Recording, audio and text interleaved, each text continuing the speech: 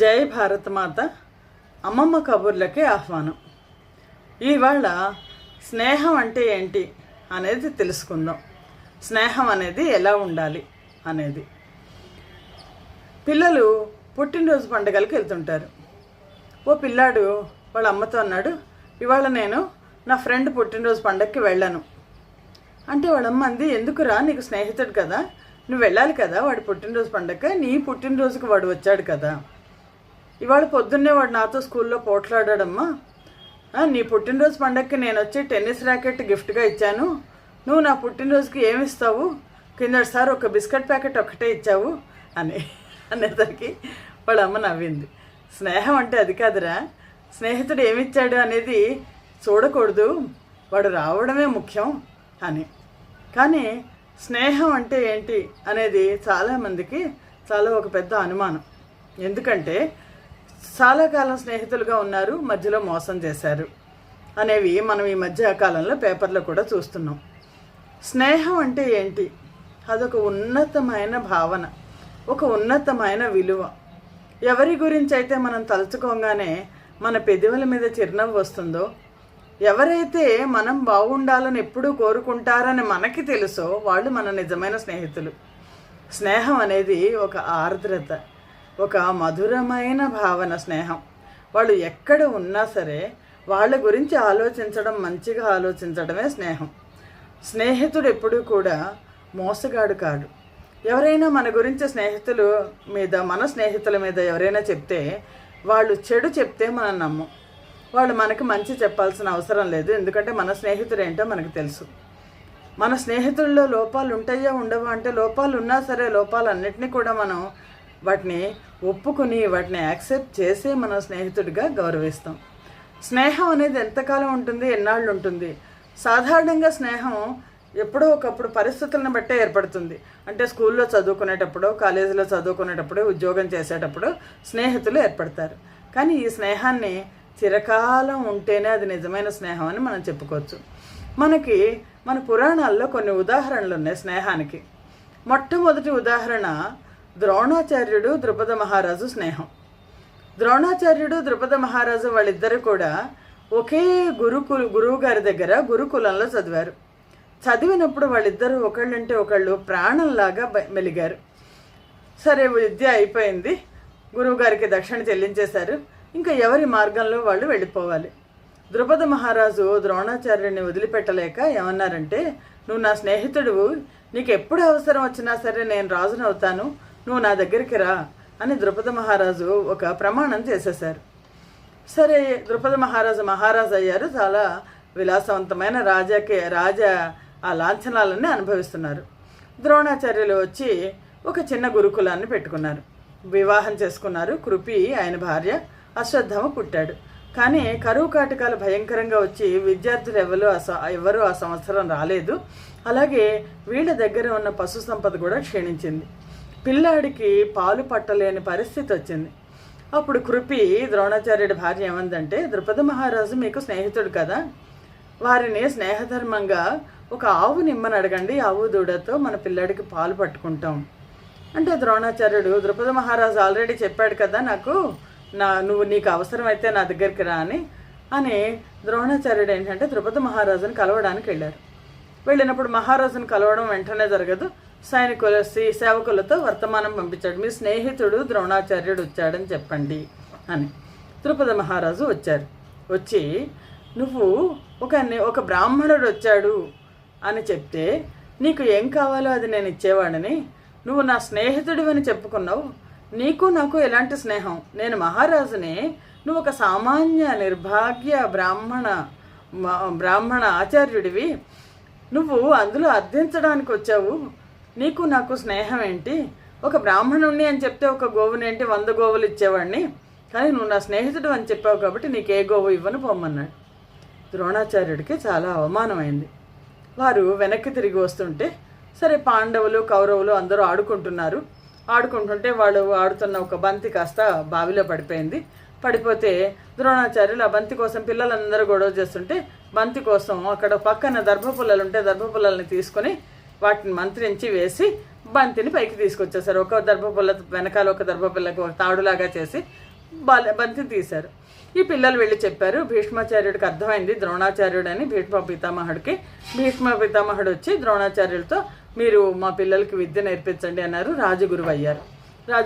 ఇంకా వాళ్ళకి భోగాలకి తక్కువేమీ లేదు.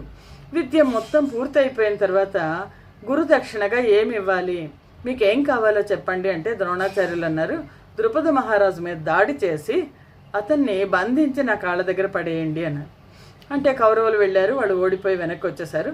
పాండవులు వెళ్ళారు. అర్జునుడు ద్రుపద మహారాజును ఓడించడమే కాదు కట్టేసి తీసుకొచ్చేసి ద్రోణాచార్యుడి కాళ్ళ మీద పడేస్తే ద్రోణాచార్యులు ఏం చేశారంటే, ఇప్పుడు నువ్వు నీ రాజ్యం నిన్ను ఓడించాడు నా శిష్యుడు, నాకు గురుదక్షిణగా సమర్పించాడు, నీ రాజ్యం నాది, కానీ నేను నీలాగా దుర్మార్గుడిని కాదు, నేను సగం రాజ్యం నీకు ఇచ్చేస్తున్నాను, అది నువ్వు తీసుకో, పరిపాలించుకో, మిగిలిన సగం నాకు నా వారసుడిగా నా సేవకుడిగా నువ్వు పరిపాలించు అని చెప్పి పొమ్మన్నాడు.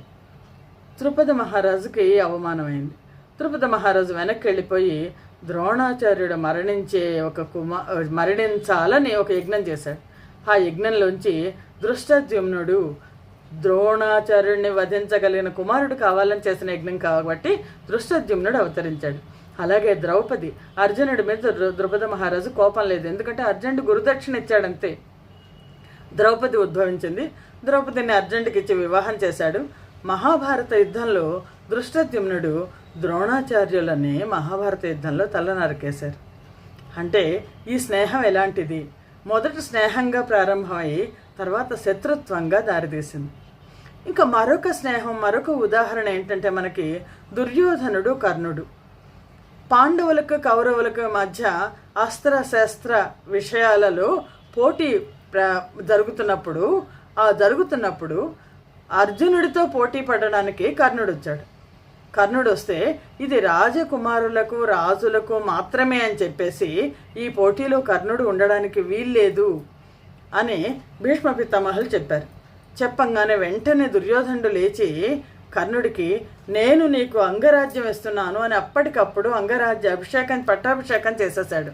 దుర్యోధనుడు కర్ణుడు స్నేహితులంటే ఎలాంటి స్నేహితులు? కర్ణుడు అర్జునుడితో పోటీ పడ్డానికి వస్తే పాండవులంటే ఇష్టం లేని దుర్యోధనుడు పాండవులకి సరైన వాడు దీటైన వాడు తన వైపు కూడా ఉండాలి అని కర్ణుడిని తన వైపు తిప్పుకోవడానికి అంగరాజ్యానికి అధిపత్యం చేశాడు. ఆ తర్వాత కర్ణుడు దుర్యోధనుడితో పాటే ఉన్నాడు. ఎలా ఉన్నాడు? దుష్ట చతుష్టయం అంటాం మనం. దుర్యోధనుడు, దుశ్శాసనుడు, శకుని, కర్ణుడు నలుగురు దుష్ట చతుష్టయంగా ఆ దుష్టులతో పాటు ఉన్నాడు. కర్ణుడు అంత దుష్టుడా అంటే కాదు, కానీ కృతజ్ఞత, నన్ను రాజును చేశాడు అనే కృతజ్ఞత, నేను దుర్యోధనుడి వైపు ఉండాలి అనే కృతజ్ఞత. ఆ కృతజ్ఞతతో చివరికి కర్ణుడు వివాహం చేసుకోవడం కూడా దుర్యోధనుడి భార్య స్నేహితురాలని వివాహం చేసుకుంటాడు రెండవ భార్యగా. మొదటి భార్యగా తన మేనత్త కూతుర్ని చేసుకుంటాడు, రెండవ భార్యగా వివాహం చేసుకుంటాడు. చివరికి యుద్ధంలో కూడా దుర్యోధనుడి తరఫునే, తను తెలిసినప్పటికీ కూడా దుర్యోధనుడి తరఫునే యుద్ధం చేశాడు. దుర్యోధనుడిది కర్ణుడిది ఎలాంటి స్నేహం అంటే, స్నేహం పేరు చెప్పుకొని దుర్యోధనుడు చేసిన చెడు పనులన్నిటిలోనూ కూడా భాగస్వామ్యాన్ని తీసుకున్నాడు కర్ణుడు. ఇది మంచి స్నేహమా అంటే, కర్ణుడు స్నేహితుడిగా గొప్పవాడేమో కానీ అది సరైన స్నేహం కాదు. స్నేహితుడు ఎప్పుడైనా చెడు పని చేస్తుంటే దాన్ని నివారించాల్సిన బాధ్యత మరొక స్నేహితుడికి ఉంటుంది. కర్ణుడు ఆ పని చేయలేదు. దుర్యోధనుడి చెడ్డ పనులన్నిటికీ, ఆఖరికి ద్రౌపది వస్త్రాపహరణానికి కూడా కర్ణుడు సమర్థత, తన సపోర్ట్ని తెలియజేశాడు. ఇది రెండవ రకం. ఇంకా మూడవ ఉదాహరణ మనం తీసుకుంటే కృష్ణుడు, సుదాముడు. కృష్ణుడు బాలకృష్ణుడుగా ఆయన సాందీప్ అనే ఆశ్రమానికి గురుకులానికి వెళ్ళాడు. బలరామకృష్ణులు ఇద్దరు వెళ్ళారు. అక్కడ సుదాముడు కూడా చదువుకుంటున్నాడు. సుదాముడు ఒక బ్రాహ్మణ బాలకుడు. సుదాముడు కూడా చదువుకుంటున్నాడు. శ్రీకృష్ణుడు, సుదాముడు చాలా మంచి స్నేహితులయ్యారు. చాలా మంచి స్నేహితులయ్యారు. ఎంత మంచి స్నేహితులయ్యారంటే వాళ్ళిద్దరూ ఒకళ్ళని వదిలిపెట్టి ఒకళ్ళు ఉండలేనంత మంచి స్నేహితులయ్యారు. సరే, పెద్దవాళ్ళు అయ్యారు, ఎవరి జీవితం వాళ్ళది. సుదాముడు కూడా చాలా కటిక దరిద్రంలో పడిపోయాడు. సుదాముడికి చాలామంది పిల్లలు. ఆ పిల్లలందరినీ పోషించలేని పరిస్థితిలో ఇక్కడ కూడా భార్య చెప్తుంది, కృష్ణ పరమాత్మ ఆయన ఇప్పుడు ద్వారకాధీశుడు కదా, వారి దగ్గరికి వెళ్ళి ఏదైనా సహాయం అర్థించవచ్చు కదా అని. సుధాముడు కృష్ణుణ్ణి చూడొచ్చు. సుధాముడిని కుచేలుడు అంటారు, ఎందుకంటే అతని వస్త్రాలు కూడా సరిగ్గా లేవు. అతను నిరంతరం కూడా ఆధ్యాత్మిక మార్గంలో ఉంటాడు. కృష్ణుణ్ణి చూడొచ్చు అనే ఆశతో అతను బయలుదేరి వచ్చాడు. వస్తే కృష్ణ పరమాత్మ ఎదురు వెళ్ళి సుధాముణ్ణి తీసుకొచ్చి, కుచేలుడు ఏంటి ఇతన కృష్ణ ద్వారకాధీశుడి యొక్క స్నేహితుడు ఇతన అంటే తీసుకొచ్చి కాళ్ళు కడిగి తల మీద చల్లుకొని ఆ రోజంతా సేద తీర్చి మంచి భోజనం పెట్టి స్నానం చేయించి అన్నీ చేయించి, మిత్రమా ఆ మిత్రుడు నాకేం తీసుకొచ్చావు అని చూడమని అతని దగ్గర అటుకులు తీసుకొని తిని, మిత్రమా నువ్వు వెళ్ళిరా అని చెప్పేసి మర్నాడు క్షేమంగా పంపించాడు. ఇక్కడ సుధాముడు నాకు ఇది కావాలి అని అడగలేదు, కృష్ణుడు నీకేం సహాయం కావాలి అని అనలేదు. కానీ సుధాముడు వెనక్కి తిరిగి వచ్చేసరికి సుధాముడి ఇంటి పరిస్థితి మొత్తం మారిపోయింది.